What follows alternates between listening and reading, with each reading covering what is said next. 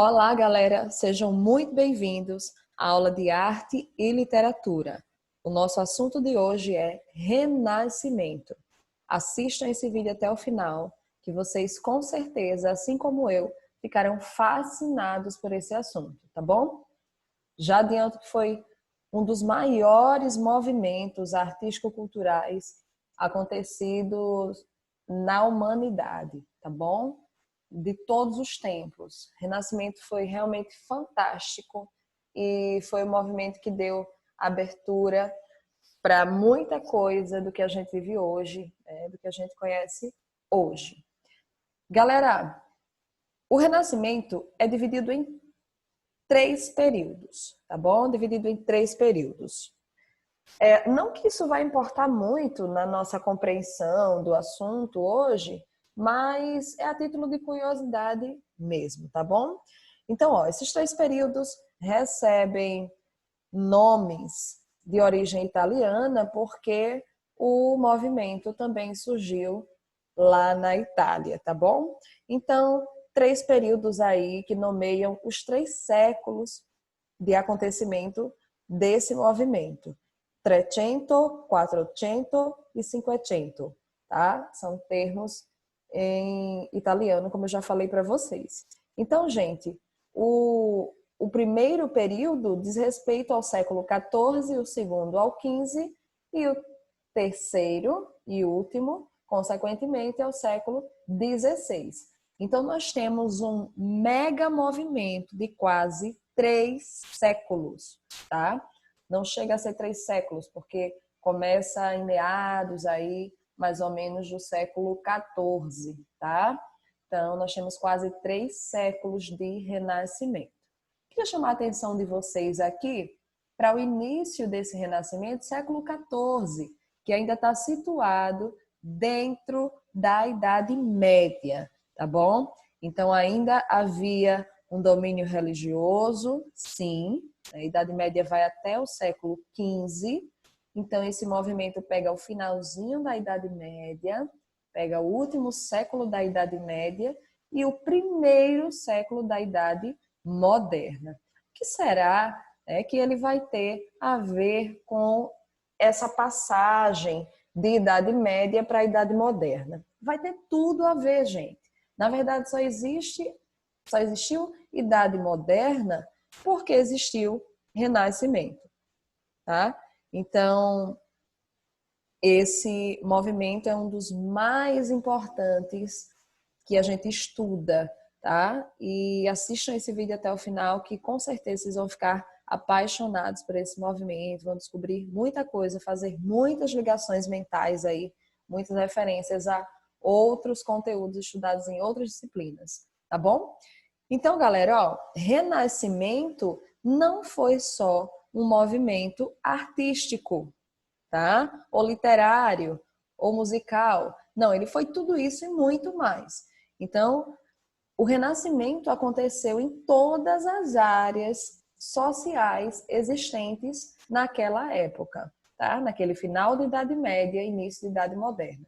Em todas as áreas. Então, existe renascimento político, existe renascimento econômico, renascimento artístico, renascimento literário, renascimento na música, enfim, tá? Em praticamente todas as áreas que existiu ali naquele momento, tá bom? Galera, nós vamos agora para o contexto, tá? Nós vamos para o contexto. Situar nesse momento de fim de Idade Média e o início de Idade Moderna. Então, o que é que a gente tem?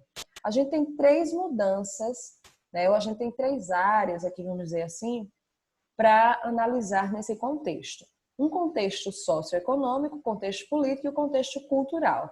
Então, o que é que eu tinha movendo a economia daquela época, a política e a cultura, tá? Então, no contexto econômico ou socioeconômico, a gente teve nesse momento a transição feudo-capitalista. Vocês viram que no trovadorismo o sistema era feudal, sistema feudalismo. Aqui a gente passa por uma transição, tá? Na verdade é um mercantilismo, mas a gente já considera o início, né, de capitalismo, já tem ideias que mais tarde vão desembocar no capitalismo que a gente conhece. Então, é uma transição feudo-capitalista. Essa foi a grande mudança. Gente, Renascimento foi um movimento de transição, tá? Então, não é uma escola literária, nem uma escola artística. Foi um movimento em várias áreas da sociedade. Então, um movimento de transição. É um período aí que vai ter características da Idade Média e já da Idade Moderna também. Mudanças políticas que nós tivemos nessa época foi o fortalecimento do poder monárquico e a perda da influência da Igreja Católica. Então é o seguinte, os reis se fortalecem, o poder monárquico se fortalece e a Igreja vai perdendo poder. Por quê? Porque Renascimento vai ter o foco no homem, antropocentrismo, tá? Que a gente vai ver daqui a pouquinho. Então, automaticamente, a religião vai perder poder. Ora, foi um movimento que deu início à Idade Moderna. Então, essas características medievais estavam caindo, tá bom, gente? Então, a igreja vai perdendo poder e o rei vai ganhando esse poder. Contexto cultural, nós temos uma grande novidade, uma coisa muito boa para os artistas, que é o surgimento dos mecenas. Mecenas eram patrocinadores de arte, então poderia ser um rei, um príncipe, um nobre, um comerciante rico da cidade, tá? Então era alguém que tinha dinheiro e patrocinava os estudos, geralmente, dos artistas. Ó, vai estudar, vou pagar seus estudos e você vai ser artista. Geralmente era alguém que gostava de arte, né? E que, de algum modo, iria se beneficiar desse artista depois. Sim, porque ninguém, já nessa época, fazia nada de graça. Então, geralmente, eram pessoas ligadas à política. Então, eram reis, príncipes, alguém nobre. Pagava esses estudos e, em troca, esses artistas ficavam sendo praticamente empregados, né? Servindo a essa pessoa com a sua arte, pintando, se fosse um rei. Olha que interesse, né? Olha que legal. Gente, a arte era sinônimo de poder. Ter um quadro seu, né? Ter um quadro pintado com a sua imagem, ou até um quadro que não fosse com a sua imagem. Porque a arte era muito elitista, era algo distante de muita gente. Então, muitos reis pagavam os estudos dos artistas e, em troca, esses artistas ficavam pintando eles, seus familiares, cenas dos palácios, enfim, tá? Os artistas foram libertos e elevados ao status de gênios. Por que libertos, galera? Aqui é Renascimento. A ideia não é mais que o artista seja só um empregado da igreja, que ele pinte o que a igreja quer. Tá? Então, ele já tem uma certa liberdade, porque aqui tem um ideal em torno disso tudo, que é o humanismo. Tá? Então, o homem torna-se autônomo, o homem passa a ter vontade e não só obedecer o que a igreja ditava no período medieval. Elevados ao status de gênios, vocês vão ver daqui a pouco, que muitos artistas foram muito considerados na época, coisa que não acontecia antes, porque o artista era só contratado pela igreja e dizia, ó, pinte para Deus. Não precisa nem assinar o seu nome. Você vai pintar, vai fazer uma arte para Deus e pronto. Então, era o artista a serviço de Deus. Aqui é o artista que pensa, é o artista que tem liberdade de pintar, é o artista que não é só pintor, ele também é arquiteto, ele é músico e assim vai, tá? Então, ele faz estudos, ele é curioso, porque essa é uma característica da época, essa transição da Idade Média para a Idade Moderna. O homem passa a ser curioso, ele passa a se interessar pela ciência. E isso faz com que ele não obedeça, né? Faz com que ele não aceite tudo que a igreja dita. Nós temos aqui algumas características. Eu acabei citando algumas já, mas vamos para cá. Resgate dos valores clássicos greco-romanos. Então, esse ideal de liberdade, de humanismo, de racionalismo, foi inspirado na cultura clássica, a cultura greco-romana, mas ainda na cultura grega. Então, vocês vão ver que alguns temas de quadros, de alguns escritos, principalmente de quadros, que vai ser o nosso foco aqui hoje, de obras de arte visuais, vão trazer temas mitológicos, tá? Então, temas mitológicos, temas relacionados à Grécia Antiga. Busca da perfeição e harmonia. Vocês vão ver quantas técnicas esses caras inventaram, se utilizavam em busca dessa perfeição, dessa harmonia, que também eram ideais gregos. Racionalismo, pensar, pensar e pensar. Era isso que eles queriam, e não mais se submeter. Antropocentrismo é a grande mudança, gente. O ideal das pessoas na Idade Média era teocentrismo. Deus era o centro de tudo. Deus era a explicação para tudo. Agora eu quero antropocentrismo. Eu quero o homem no centro. Eu quero estudar o próprio homem. Então é o homem estudando o homem. Ou seja, o homem passa a ser objeto de estudo e ao mesmo tempo ele passa a ser o estudioso. Então ele vai em busca do conhecimento. Ele vai em busca da ciência. Individualismo, é óbvio, o olhar do homem está voltado para ele mesmo. E humanismo, que é o grande ideal da época, tá? Nós temos agora os artistas. Depois eu vou para as características, porque eu explico já mostrando as obras. Vou começar por Rafael. Galera, Rafael foi um dos grandes artistas da época. Na verdade, eu trouxe 3. Tem mais artistas, tá? Mas esses 3 foram os principais, são os que são cobrados nas provas, testes, simulados, enfim, tá? Enem.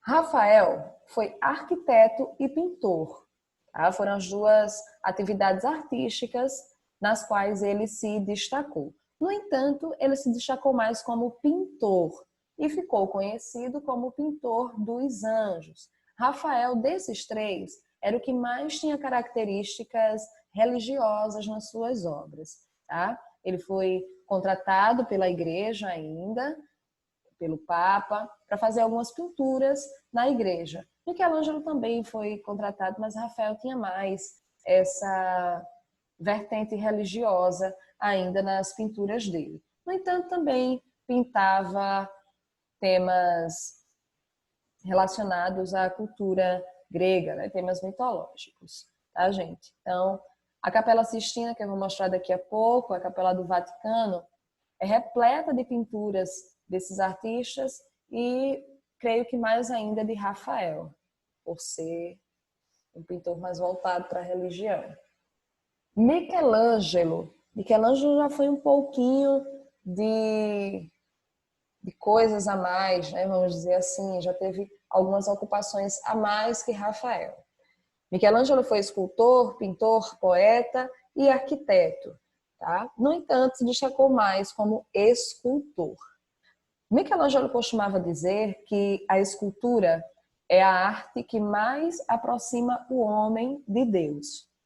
Porque ele dizia que assim como Deus fez o homem do barro, ele também conseguia dar vida às suas criações por meio da escultura, né? Por meio da cerâmica, da argila, enfim, dos diversos materiais que ele utilizava. Gente, Michelangelo foi um dos maiores estudiosos da época, tá? Ele fez diversos estudos de anatomia, dissecava corpos e tudo mais. A medicina nessa época estava tendo um grande avanço, assim como várias outras ciências. Vocês estudam também que na matemática, vários caras se destacaram nessa época, na filosofia, na sociologia, enfim, estudos até de linguagens, em todas as áreas, política. Então, foi um momento de conhecimento, do homem pesquisar, do homem estudar. E Michelangelo fazia, assim, vários estudos, estudava muito anatomia, né, com corpos humanos de verdade, ali, para entender o funcionamento desse corpo, entender as formas para ser o mais perfeito possível nas suas esculturas. E ele conseguiu. Michelangelo é considerado um dos maiores arquitetos do mundo de todos os tempos. E há quem o considere o melhor, tá? Então, além de outras atividades que ele fazia aqui. Leonardo da Vinci, gente, por que eu coloquei polivalente? Porque não dá para colocar aqui tudo que esse cara foi. Não dá para colocar aqui tudo que esse cara foi. Ele realmente foi polivalente. Esse cara foi escultor, arquiteto, pintor, poeta, músico, engenheiro, matemático. Esse cara foi tudo e mais um pouco do que se podia ser naquela época. Então ele exerceu algumas atividades que nem existiam ainda, né? Muitas invenções que só vieram ganhar corpo depois de algum tempo, talvez de séculos, foi Leonardo da Vinci quem pensou. Algumas invenções ele não conseguiu tirar do papel, mas outras sim. E talvez esse tenha sido essa foi a maior virtude de Leonardo da Vinci e ao mesmo tempo o maior defeito. Ele fazia muita coisa e por fazer muita coisa às vezes não terminava o que fazia. Ou melhor, na maioria das vezes não concluía os seus trabalhos. Tanto que ele tem pouquíssimos quadros atribuídos a ele. Ou seja, um pintor de uma grandiosidade como foi Leonardo da Vinci era para ter centenas de telas, né? Centenas de rascunhos, de obras, enfim. Mas ele tem poucas, né? Porque ele começava e não terminava. Mas a contribuição de Leonardo da Vinci é incontestável. Esse cara fez estudos para medicina, ele fez desenhos de como o feto se forma, né? Ele desenhou a gestação, ele estudou isso, ele estudou anatomia, ele fez desenhos para engenharia, para indústria bélica, ele projetava canhões. Ora, na época nem existia isso ainda direito e ele já projetava. Inclusive, a primeira ideia de algo voador, de algo que voasse, gente, foi de Leonardo da Vinci, apesar da criação do avião ser atribuída a Santos Dumont, tá? Mas o primeiro cara que pensou algo que voasse foi Leonardo da Vinci, tá bom? Então vamos lá. Manifestações artísticas. Como assim? Onde o Renascimento se manifestou, tá? Em quais áreas da arte e da cultura o Renascimento se manifestou? Arquitetura, escultura, pintura. Foram as três principais. Mas também tem na música, enfim, tem várias outras linguagens artísticas aí no Renascimento. Mas essas três foram as principais. Tanto que as três estão aqui em Leonardo da Vinci, Michelangelo e Rafael. Só a título de curiosidade, tá, gente? Esses três nomes, para quem conhece, aí para quem talvez ficou pensando ao me ouvir dizer agora, realmente são os três artistas que inspiraram a criação dos nomes das tartarugas ninjas, tá? Ainda tem outro, Donatello, que também era um pintor da época, tá bom? Não coloco aqui, porque como eu falei para vocês, esses são os três principais. Arquitetura, gente. O que a gente tem de interessante aqui, de diferente na arquitetura do Renascimento? Na verdade, se diferencia um pouco da arquitetura que a gente tinha até então na Idade Média, que era a arquitetura gótica, a arquitetura das igrejas, e esses caras passam a fazer templos, né, construções muito parecidas com a arquitetura grega, tá bom? Grega e também romana. Então eles retomam alguns elementos dessa arquitetura, como a abóbada, geralmente é aquela parte circular no teto, tá? Então colunas gregas e tudo mais, tá bom? Na escultura, nós temos um pouquinho mais de características. Já falei de algumas, inclusive. Escultura, estudo da anatomia, já falei que eles faziam.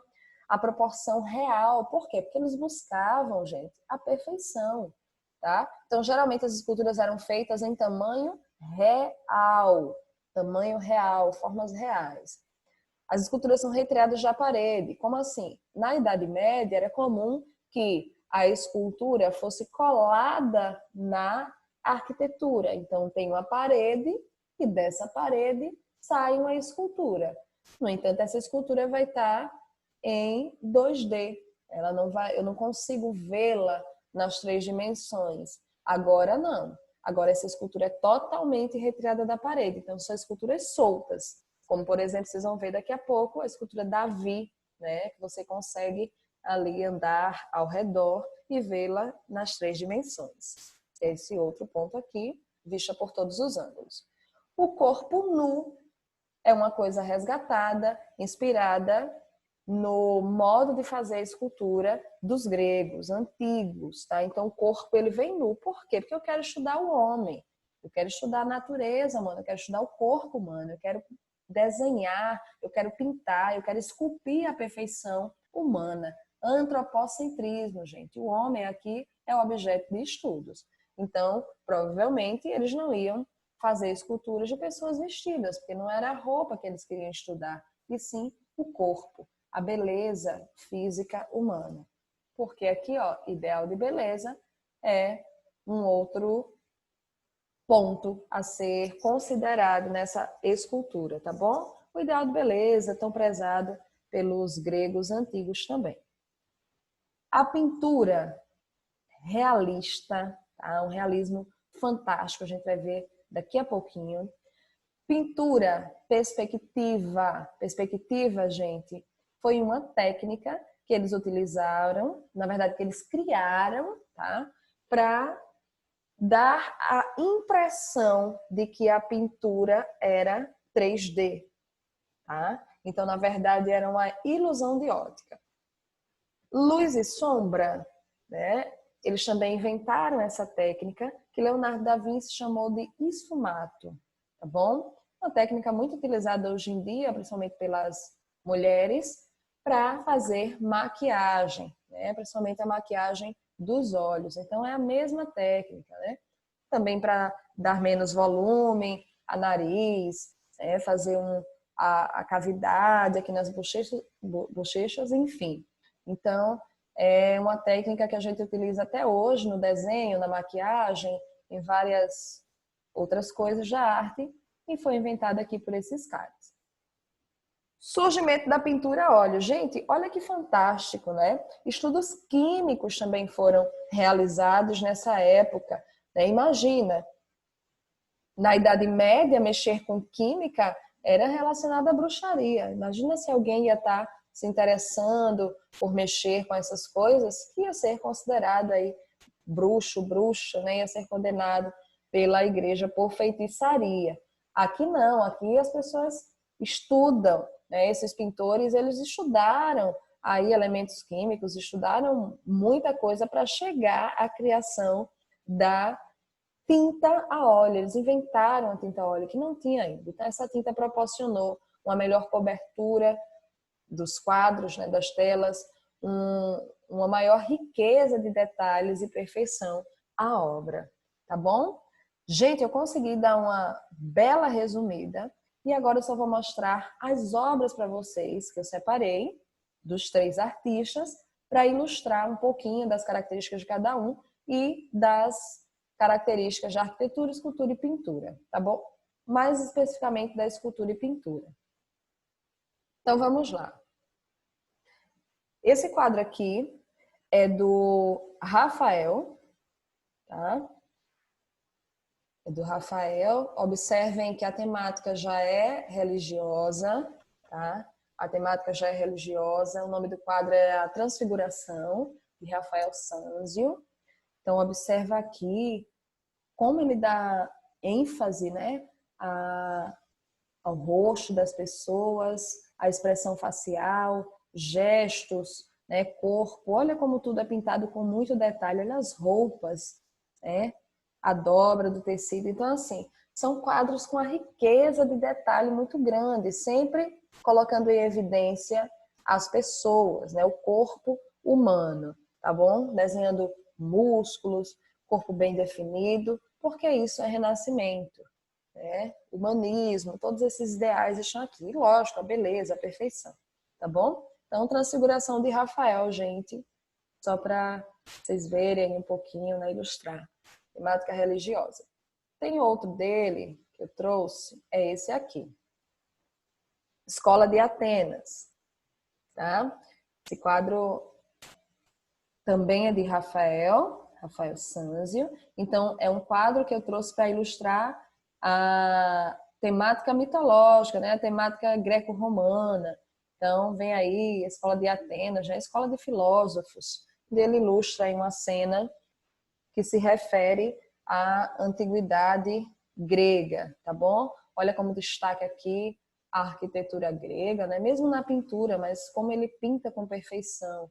Aqui os motivos, esses desenhos no portal, enfim, perfeito, né, gente? Perfeito, perfeito.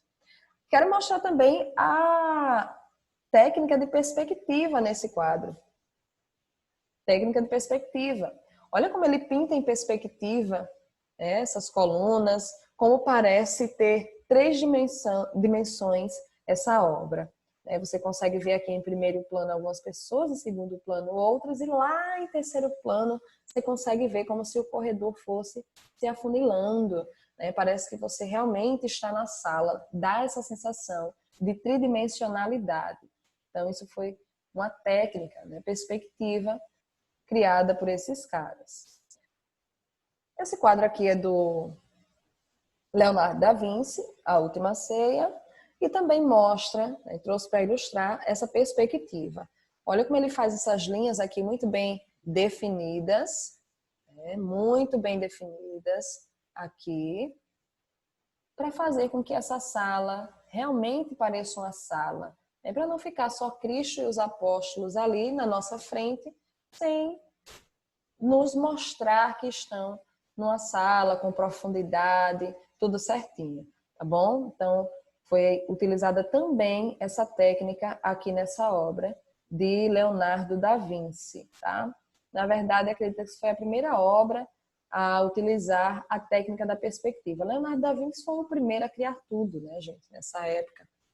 Ele foi o cara. Tem umas curiosidades, tá, gente, sobre esse quadro que não dá tempo de mostrar para vocês. Vão na internet, coloquem perspectiva no quadro A Última Ceia, vai aparecer umas coisas bem legais. Vocês vão ver que todas as linhas aqui dessa sala, né, aqui da porta, do teto, todas vão parar, vão culminar aqui na cabeça de Cristo, né, como se ele fosse o centro. Tem todo o ideal religioso também aqui por trás, tá bom? Então, vale a pena conferir. A próxima obra, todos vocês conhecem, a Mona Lisa, também de Leonardo da Vinci, tá bom? Na verdade, é a obra-prima de Leonardo da Vinci. É a obra-prima. Olha, gente, a qualidade dessa imagem está tão legal, mas tão legal, que dá pra gente ver aqui a textura do quadro, da tinta.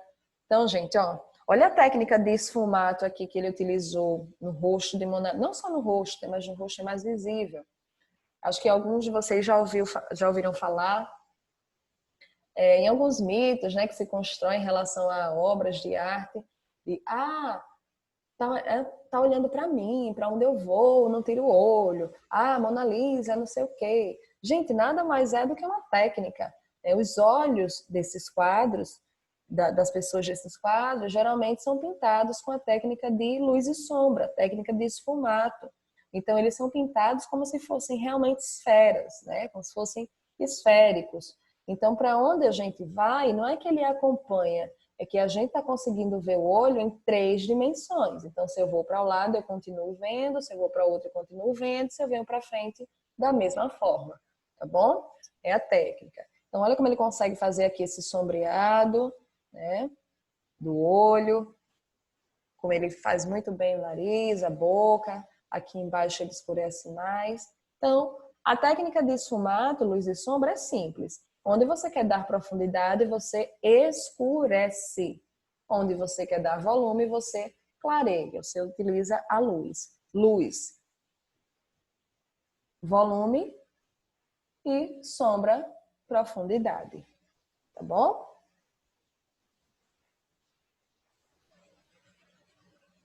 E aí nós vamos para a obra de Michelangelo. Gente, isso aqui é uma escultura de Michelangelo, uma das principais, tá, dele. Há quem diga que é a grande obra-prima dele, né? Eu trouxe uma com temática religiosa e outra não. Isso aqui é com temática religiosa. Pietà nada mais é do que Maria segurando seu filho, Cristo, nos braços, tá? Cristo morto. Então é uma cena triste, né? Uma cena religiosa, mas fora o significado dela, olhando a parte da forma mesmo, né? A parte formal, a parte física, a gente vê a qualidade, a perfeição da obra de Michelangelo, tá? Essa escultura é feita em mármore, tá, gente? A gente consegue ver a pedra bruta ainda aqui do mármore, ele deixa sempre um pedacinho, e aí imagina o cara fazer uma coisa dessas, rica em detalhes, né? As dobras do tecido, tudo mais, o movimento do corpo. Olha como o corpo é pintado com perfeição, né? Todos os músculos. Aqui parece que realmente a mão dela está por baixo do braço, né? Parece que apertou a carne.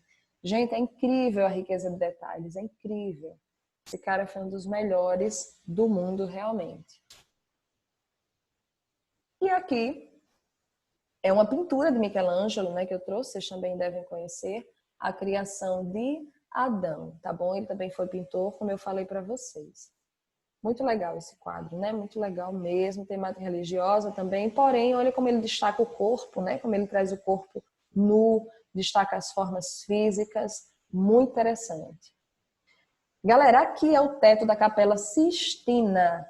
Essa capela fica no Vaticano, e foi, na época, pintada por diversos artistas do Renascimento, a pedido do Papa, que então, né, no momento, estava governando a Igreja Católica. Tá? Então, ele contrata esses artistas. Vocês conseguem ver logo aqui no centro a obra que eu acabei de mostrar, do Michelangelo, A Criação de Adão.